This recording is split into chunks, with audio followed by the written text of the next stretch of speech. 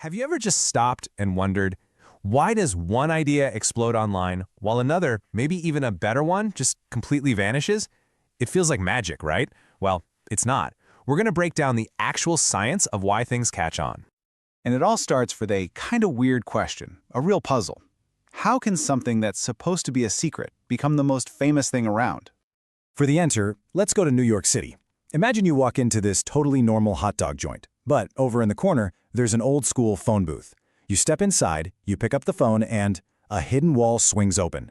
You've just found Please Don't Tell, one of the coolest speakeasies in the city. There's no sign, no advertising, it's pure secret. And that's the genius of it. The second someone tells you not to tell, what's the very first thing you want to do? You want to go tell somebody.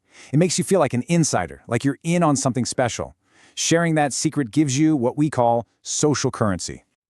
So you see, the success of that bar wasn't just a lucky break. It was all about psychology. And according to Wharton professor Jonah Berger, there's a real formula behind why things get popular, a science that we can actually understand and use.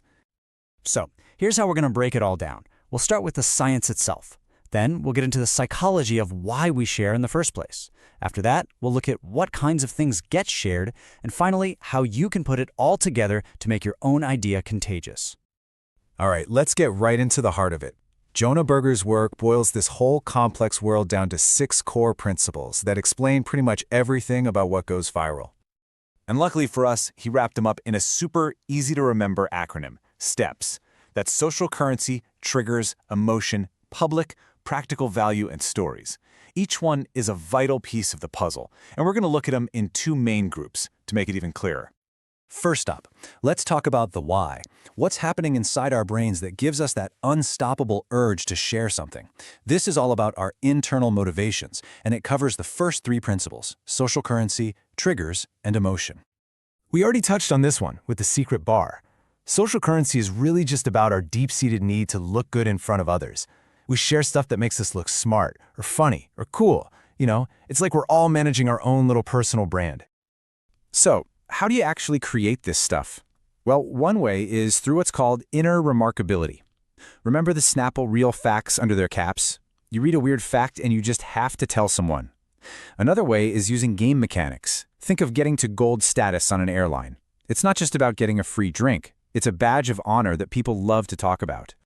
Okay, next up is triggers. Now this one is less about how amazing something is and more about how often we're reminded of it.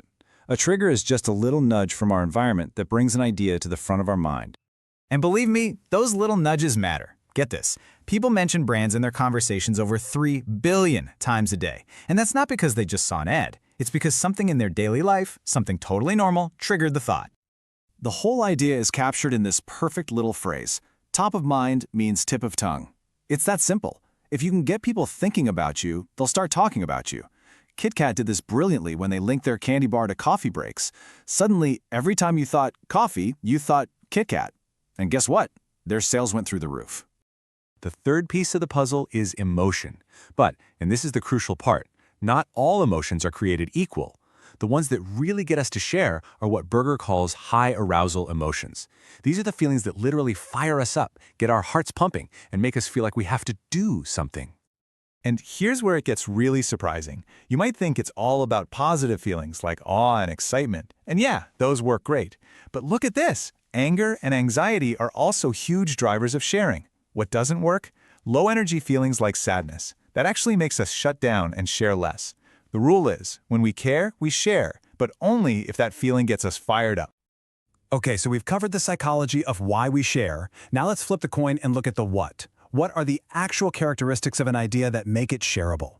This brings us to our last 3 principles: public, practical value, and stories. This principle is so simple but so powerful. It's basically monkey see, monkey do. As humans, we are constantly looking around to see what other people are doing to figure out what we should do. So if your product or idea is visible, it's way more likely to spread. That's social proof in action. The most brilliant ideas find a way to take a private action and make it public. You know how the Apple logo on a laptop is upside down to you but right side up for everyone looking at you? That was on purpose. I voted stickers take a private choice and make it a public declaration. Movember made supporting men's health visible by getting guys to grow mustaches. If it's built to show, it's built to grow. But you've got to be careful because making things public can backfire badly.